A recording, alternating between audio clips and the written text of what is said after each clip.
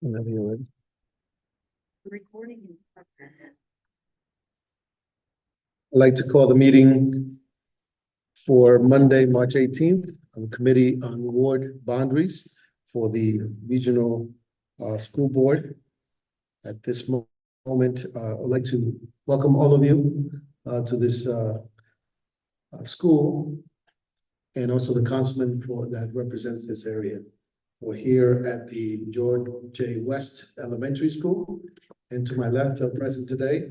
Well, I'll have the clerk call the roll. Not that we need it, but we don't need a quorum, but actually I'll do it myself. Okay. To my left, I have the Vice Chair, Shelley Peterson.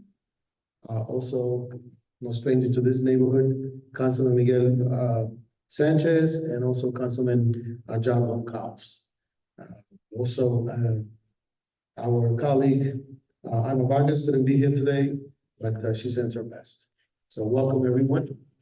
I also would like to recognize a couple of people that are with us here. I see Representative Rep Morales. Thank you for being here. And to all of you who are from this community, there's also a meeting scheduled right after this.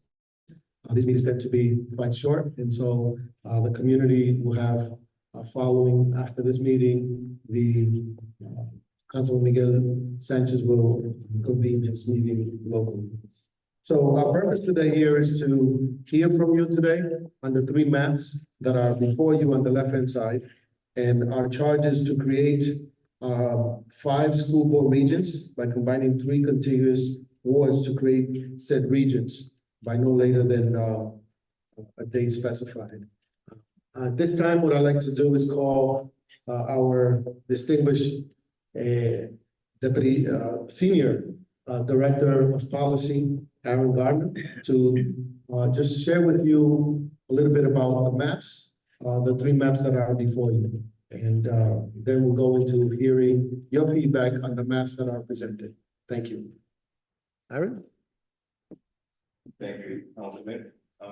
Aaron Gardner, I'm the Senior Director of Policy for the City Council. And my purpose here is just to outline these maps that you're taking a look at. So from left to right, over here, you have proposal number 1, 2, and 3. The first proposal, you probably saw that at the end of 22. With the previous Committee on Board Boundaries, this was actually drawn up by Election Data Services. You'll actually see the regions and how they're clustered. And then additionally, so that's the first map. And then the other 2 maps that you see were actually drawn by the council staff using the same guidelines of the first map. First off, is that it's mandated by the charter that there's 5 regions: Northwest, East, South, and Central. And then additionally, they have to comply with the Federal Voting Rights Act. And with that said, they have to have contiguous regions. It's collecting 3 wards and making those regions that way. And then also each of the regions that are finally cut have to actually all be within 10% population wise, which they all are. And they all actually have to, keep communities together of shared social economic interests. So those are the 3 maps you see, and each of them comply with the charter and the federal law. So that is my purpose, just to let you know what we're looking at. And as I mentioned before, the first one is the one that you'd be familiar with that was publicly unveiled previously. But the other 2 were added by the council staff just to give you choice to see what else is out there and what's possible. And that's all I have. Thank you. Thank you, Aaron, for that presentation. And now, has anyone signed up to provide some feedback on the maps? Has anyone signed up? Would anyone like to sign up and stand up and say if they like them or not? I can see. I can see this. You have a question? Yeah, that's Well, I live in Isabella. I have can you state your Yes. name and Zach is there, Isabella. Are we allowed to, look at like median income differences across these to minimize wealth disparities across the different districts? I'm worried that if we concentrate everyone into the east side, and we're just gonna let it have major spending differences. Right. Election. Right, so these are cut using the. Use the mic, please. Yeah, so Zach, just to answer your question, so these, were cut under the guidelines of the census data files that, shared with us. And all of that is taken into account, but I guess the difficulty is, making sure, the regions are all contiguous. So, that actually, is the reason why they're set down the way they are, but all of that is taken into account in the census data file. Is there a method by which these are cut where the median income across all of these is minimal? Like the difference, like, because I could see maybe there's a bigger gap in between the pink and the green on the level. There's the pink and the green on the level. Yes, And in short, sorry. So use the mic, please, so that way we can have it on the record. Just whether or not, if we run races in a map, like map 1 or 2, the east side runs races that are really expensive, and it drives up the cost of all the other races as well in comparison. So if we can ensure a little bit more median and parity or whatever, the metric might help. no, Thank you. Anyone else? Anyone else? All right, seeing none. I guess that's concludes our meeting for the award. Back there. Hold on one second. In one of these boundaries, it's districts. Can you please state your name? My name is Al. Hold on a second. If you could just state your name. Also, on the left-hand side of that map, there's a square that says option 1, 2, and 3. So just refer to the map that you're making a comment on. Okay, so Okay, great, thank you. my name is Oliver. And Oliver. Scaffolding, Okay, and I live in the neighborhood on excellent. Glen Street. Welcome. Thanks. So my question is, in the district option number 2 and district option number 1, the proposed district boundaries are the same for 1, 2, 3. Was there a reason why those proposed boundaries didn't change for a different option? Okay.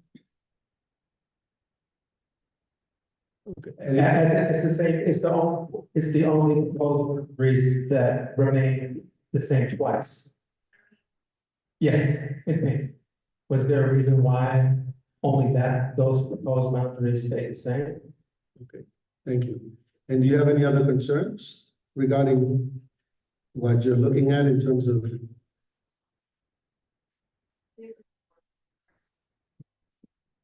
Yeah.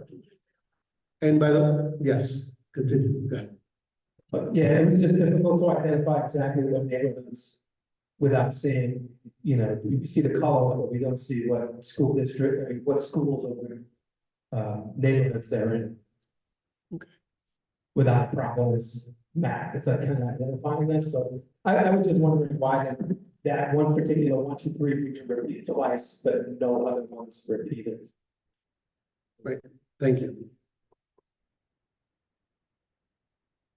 Aaron, do you want to just touch upon it? Yeah, the only comment that I'll add is, given the fact that all the regions need to be contiguous, the other 2 options outside of the first one, that election data services provided for us. Outside of that, those were the 2 that actually made the most sense, but actually being able to follow the charter. That was the main thing that guided, the way they are. Really, the charter, see the fact that they need to border each other, they need to be in all of the different regions of the city, all of themselves. This is the main thing. Thank you. Any other comments? Back there, Aaron?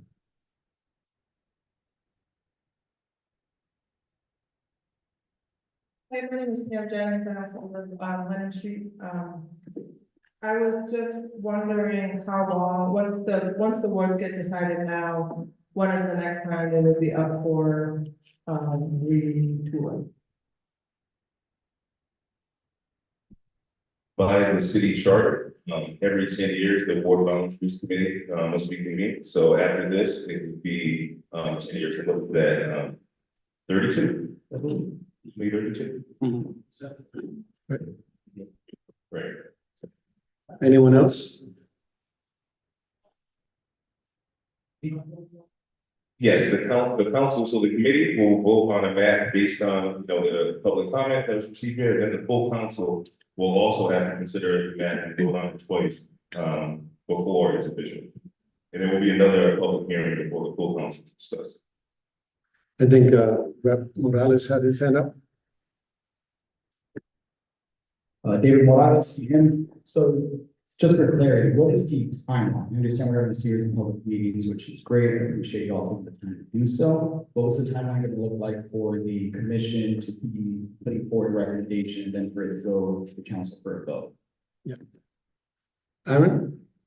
I know we have to, go ahead. Yeah, we plan to finish all of these, committee hearings, by no later than April. Because we also have to have the full council going on there to, late April or early May. But the drop dead deadline is, for us, is mid to late May. So that, the Board of Commissioners of the city and the Department of State, are able to get the information out and allow folks to know what region they're in case they want to run. So that's the timeline. Like, mid to end of May is the drop dead deadline that these need to be voted on in Census State.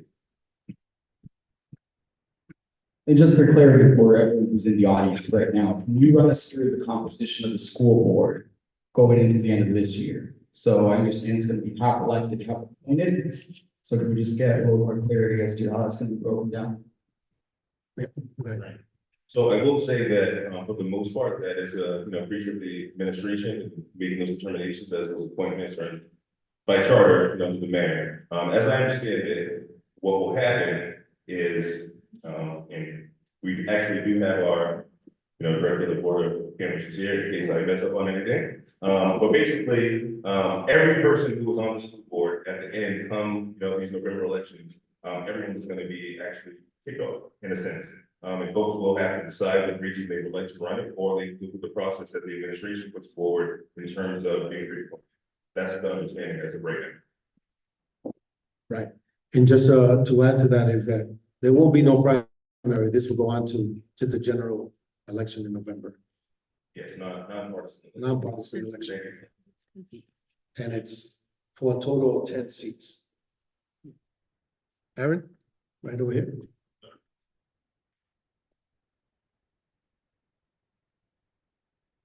Hi, Kayla Rosen, Chiefer, Isabella Ave. I have a question if there's any significant differences in the distribution of the number of students coming of each of these combinations. So, option 3 has, different combinations of wards. Does that change the number of students that are being represented by each person? What's kind of the differences across those in terms of that representation? It's a great question. Yeah, no, my best answer is to say that, since we cut these regions equally, we want to assume that it keeps them fairly equal, but in truth, I don't have the actual numbers for you today in terms of what would change, but that's something that, the policy office to make sure we make public as well. Time for the next meeting, for sure. Right, thank you. Anyone else? Anyone else? All right. So that concludes the comment for the hearing, the Committee on Board Boundaries. I also would like to recognize that the people are here also. Renee Brooks Omisori, who is the chairperson of the Board of Canvassers. She always reminds me that the city of Providence, we need volunteers to work on as poll workers. So feel free to see Renee to make sure that if you have some time to volunteer, but also you get paid for doing that. You're welcome. The other is that we have tremendous staff here. So if you didn't have a chance to really have the opportunity to review some of these maps, and if you have any questions or make some comments, feel free to send us an email or call our office. I know Samantha Burnett is here, and also members from our staff, making sure that your voice is heard. So with that said, I'd like to conclude this meeting for today, and good afternoon. Thank you. Oh, good evening.